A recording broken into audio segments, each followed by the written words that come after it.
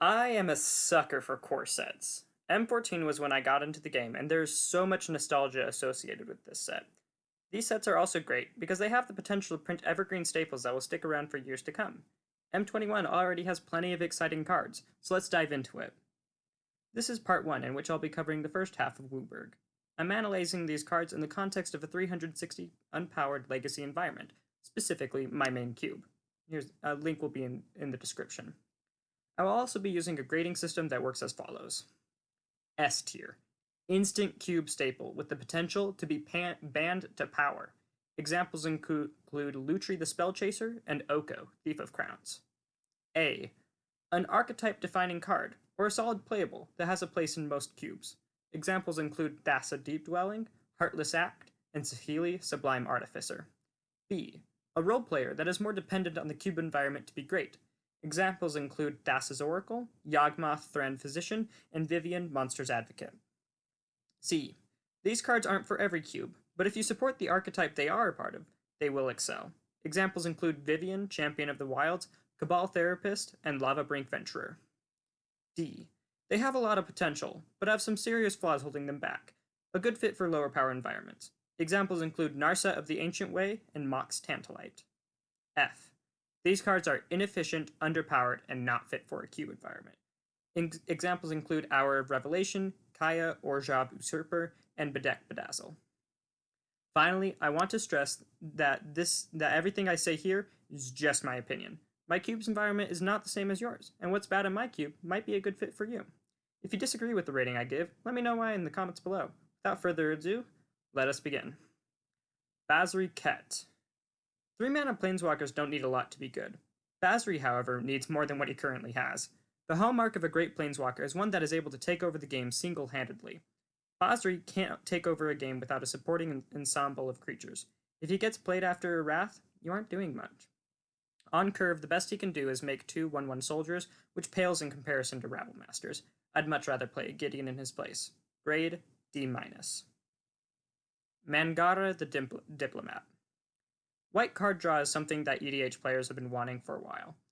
In a 20-life 1v1 format, it's not as important, and the card draw that Mangara provides doesn't scale as well. A 2/4 lifelink body is subpar these days, and it is fairly easy to keep your opponent from drawing any cards. Mangara is great for EDH, but was not designed for traditional Magic. Save him for your Boros Commander decks. Grade F. Speaker of the Heavens. You need a very aggressive life gain section to make this card playable, but assuming you have that, this card can functionally be another copy of Serra Ascendant. Creating a Serra Angel every turn is a great payoff for getting to 27 life. In the meantime, equipping your Vigilant Lifelinker with a Bone Splinter will go a long way towards your goal. Speaker of the Heavens is a strong payoff for one specific archetype, and at 1 mana, it is pretty easy to slot in your cube. If it did more for other archetypes, I'd like it a lot more. Grade C. Basri's Lieutenant.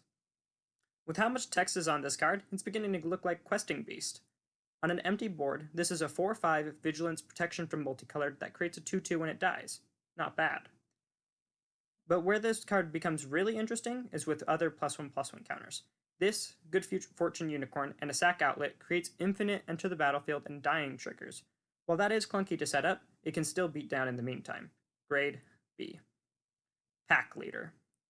Now that all hounds are dogs, about time, this lord is a little more interesting. Curving Isamaru into this means that your opponent is going to need a Wrath as soon as possible. By itself, this is a 2/2 that doesn't die in combat, which means you can swing freely and buff this however you want. However, if you aren't taking advantage of the Lord effect, I don't think this quite gets there. Once we get more dogs, however, I could see playing this good boy. Grade C-. Griffin Airy. Another life gain payoff. Griffin Airy is easier to set up than Speaker of the Heavens, but doesn't close the game as fast. Triggering this once is not worth it, because I can get a 2/2 flyer in a lot easier ways. Trigger it twice, and you have my attention, and more than that, and you'll probably win the game. However, gaining 3 life repeatedly can be hard to set up, and the payoff isn't very strong. And if your engine gets disrupted before you can ever gain 3 life, this was a do-nothing enchantment. I want this to be good, but there are a lot of flaws that are troubling. Grade D+. Angelic Ascension. A more efficient, generous gift is appealing, but giving your opponent an angel replaces one problem with another. Being able to hit Planeswalkers is a huge draw to the card, and without it, I don't think it would be playable. Another thing to consider with this card is that it doesn't need to target your opponent's creatures. Play a 2/1, hit them with it, and on their end step, surprise them with a flyer. I feel like this card will function best when used defensively, and if you have a way to bounce the token, such as Brazen Borrower, this can also function pretty well on defense. I'm unsure of how the average case will play out, but I'm interested in testing it. Grade B-. Seasoned Howlblade. Adanto Vanguard has been a staple ever since it was introduced, and I am excited to have another version of it. 3/1s that can gain indestructible are very annoying to deal with, and Seasoned Hollowblade can actually play defensively, unlike the Vanguard. For aggressive decks, discarding a card is a bigger downside than paying for life, but thanks to threat of activation, you won't always have to pay. In certain decks, such as Reanimator, the discard is even an upside. Tapping as part of the activation means that killing it before combat renders it useless for a turn, but everything else about this card more than makes up for it. Grade A. Teferi, Master of Time. I have wanted to see a Planeswalker that you can activate at instant speed for the longest time, and Teferi finally breaks the mold. Uncontested, this Teferi can ultimate in a very short time frame, and being able to wait until your opponent declares their attackers makes him much more difficult to deal with. That being said, his actual abilities are underwhelming. Looting 2 cards each turn cycle is comparable to Deck Faden, costing 1 more mana hurts it. Phasing is also not a strong defensive ability, as they don't have to reinvest mana into their creature. The novelty of looting in response to their Kiki Jiki activation sounds like fun, even though this isn't on the same level as Jace the Mind Sculptor. Grade B. Ghostly Pilferer. Key to the City is one of my favorite underappreciated cards. I ran it in my cube a while ago, and was pleasantly surprised by it all the time. Getting a similar effect stapled onto a body is such a good value, with the good creature types to boot. This is a card advantage engine that is paired with an evasive body that also functions as a discard outlet for Reanimator. Supporting combo, tempo, and control all at once is great to see. It tells me that this card is going to be a strong role player for many different cubes. Grade A-. Baron, Tolarian Archmage. I was not expecting to see a better mana war anytime soon, but here we are. Bouncing Planeswalkers is absolutely huge, and totally justifies the 1 blue mana cost. The trinket text about cards being returned to your hand is nice to have, and will come up in the late game when you need to outgrind your opponent. I've always loved Mana War as an effect, and it's great to see a version that fits the power creep better. Grade A. Sublime Epiphany. Mystic Confluence is one of my all-time favorite cube cards, and Sublime Epiphany is surprisingly close. At minimum, this can counter a spell and draw a card, but at its best, it can counter an Eldrazi Titan, stop its cast trigger, bounce their threat, draw a card, and create another Torrential Gearhulk to do it all over again. I love the versatility and flexibility of this card, and while it is expensive, if you can get to 6 mana, it is going to be very hard to lose with it. Grade B. Stormwing Entity. Izzet Spells is arguably the most popular cube archetype out there, and Stormwing Entity fits the strategy perfectly. Best case scenario, you cast a Gutshot or Metamorphose and get this on turn 2. Most of the time, however, you'll be casting this turn 3 or 4, and if you top the deck this late, it's not embarrassing at 5 mana. I like how you can fit this all across the curve and get a strong evasive flyer with prowess. This is not the strongest card, but it's fun, and that has to count for something. Grade C. See the Truth. On its face, this is a sorcery speed Anticipate, which isn't great. However, getting a density of cantrips is important for many blue decks, and this really shines when you can do unexpected things with it. Cascade into it, flash it back from the yard, or find some other obscure way to cast it in a unique way, and you have a near ancestral recall. The game of figuring out how to draw 3 cards looks like a fun puzzle that is worth having a bad Anticipate. If this were an instant, I'd probably give it an A. Grade B-. Waker of Waves. While this will never be as powerful as Griselbrand, getting to discard your fatty by itself is very useful. To me, this is a cantrip that supports Reanimator strategies in a similar way that Strategic Planning does. A vanilla 7/7 won't end the game, but it is a respectable target that is easy to get into the yard. While this isn't a card for every cube, it's definitely worth looking into if you need more cantrips. Grade C. Liliana, Walker of the Dead. If you ever need a budget Liliana the Veil, this is finally an option. And you'll probably be able to get her for really cheap, because this is nowhere near as strong. For 1 more mana, you get a slightly better +1, a conditional removal -3, and 1 more starting loyalty. Having that removal being tied to the creatures in your yard makes it really hard for her to kill anything meaningful. Coming down a turn later also means that you'll be facing much more dangerous threats. This Liliana will still be functional, but if you also have Veil in the cube, you'll feel the difference. Grade C-. Hooded Blightfang. Keyword Tribal is slowly picking up more support as time goes on, and this is one of the better Death Touch Lords we have seen so far. Having a Hell Rider effect stapled on each of your Death Touchers is pretty strong, and getting to destroy Planeswalkers is very valuable. There are a lot of good Death Touch cards in Cube, but if you decide to run this, you might have to start scraping the barrel for playables. I'd only run this if you had a cube that could support it, and if you do, it seemed like a fun build around. C+. Kaervik, the Spiteful. Kaervik returns, as a much more playable card than his previous iteration. That being said, he's not significantly better. Knight of Soul's Betrayal doesn't really see much play in Cube, and stapling it on a body doesn't do much to help it. A playable version of this effect is Plague Engineer, which costs 1 mana less and can be one-sided. Kaervik gets an additional point of power, loses Death Touch, and also hurts your board. While I love the simplicity of its text box, it needed more oomph to make it into Cube. Grade D+. Liliana's Standard Bearer. Drawing cards when creatures die is Black's specialty. Problem is, the timing to draw cards off of this effect is pretty tight.